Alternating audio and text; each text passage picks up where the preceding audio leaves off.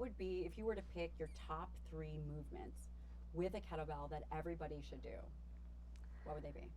I think honestly, not everybody should swing, because obviously this is going to depend on if someone's had like discs fused or whatever, but the majority of people, I would always try to get them into kettlebell swinging for that explosive power through the hips, because something we can touch on, Missy is sensational with working with mothers and women that have had babies.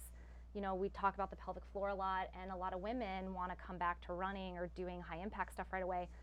Kettlebells, you can get that explosivity and power with your feet on the floor. So I could take a woman that loves running, and I could actually train her with the force of a jump. Like essentially when you're kettlebell swinging, think of it almost like doing a broad jump. Like your feet are on the ground, you would propel yourself across the floor if you were doing it body weight.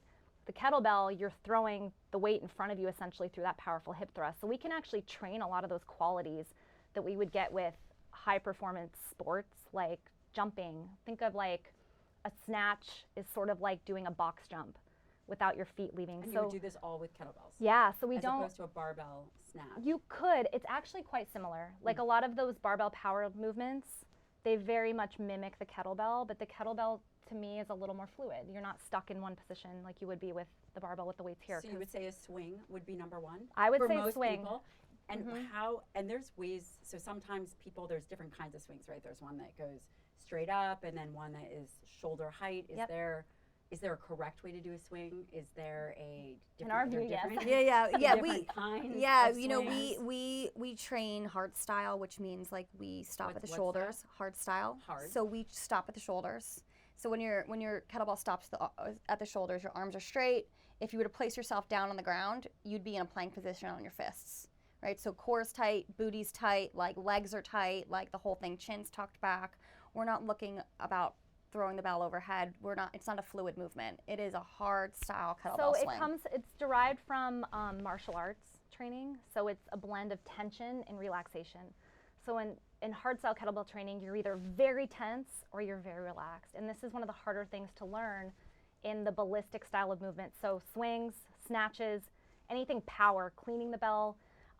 And we teach this because you get that maximum muscle contraction. There's another style of kettlebells called kettlebell sport or Gyrovic kettlebells, and you might have seen that. They're the big competition bells that are colored, and they have like metal handles. Yeah, we have those. Yeah. Those ones are meant for endurance kettlebell work, which we're not trained in that. What does that mean? So they do long form movements, like you might have 10 minutes of doing a kettlebell snatch or like a jerk.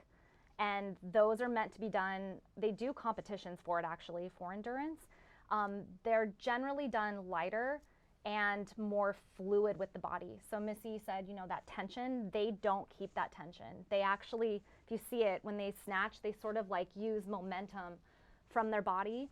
I almost look at that more like a low impact cardiovascular training versus the strong muscle contraction and power training. So if I want to train sport, think of it like, this is a very simple example. Think of that like a marathon runner. Think of what we do like a sprinter. Love it. And it's harder. Those bells are shaped differently. They're bigger. So they sit differently. They sit different. They're difficult to carry. They sit very differently on your wrist. They're just bigger. So our kettlebell style is like the kettlebells. And they all weigh the same, no matter the size. Some of the dudes you see throwing around like big kettlebells, question that on Instagram. Because you're like, that could be an 8 kilo. You don't know. But my other favorite move is the Turkish get up because it's getting up and off the ground, which as we age is harder for people. Across populations, we use that the most. Yeah, the Turkish get up by far is, especially for postpartum recovery, because it strengthens your core in a way that no other movement is going to strengthen. If you're focused on core specific movements, I use the Turkish get up. And this would not be a movement we would program for hypertrophy. We're not like, you're gonna get jacked shoulders from the Turkish get up. But for someone that sits a lot, which most, if you train general population people, that's a thing. They're getting the rotation, the shoulder stability to just hold it up here. That forces you to do it in motion. So we look at that one almost like it's greasing up the machine. Yeah. It's not really like, So you're not doing it to I wouldn't do it increase. to like build my shoulders per se, but I would do it to grease the grooves is what we like to Strength say in and- our, but strength as well, or more stability. both I would say. movement. I would say It's kind both. of this, it's kind of Yeah. the same thing.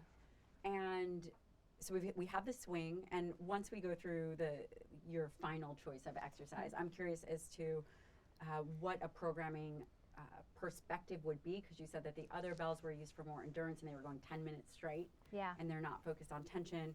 You know, again, and I've trained with Missy for many years, the swing, the Turkish get up, which you guys go pretty heavy on. And then what is the third exercise that everybody should be able to do? I think I know what you're going to say. You say yours first. I have one.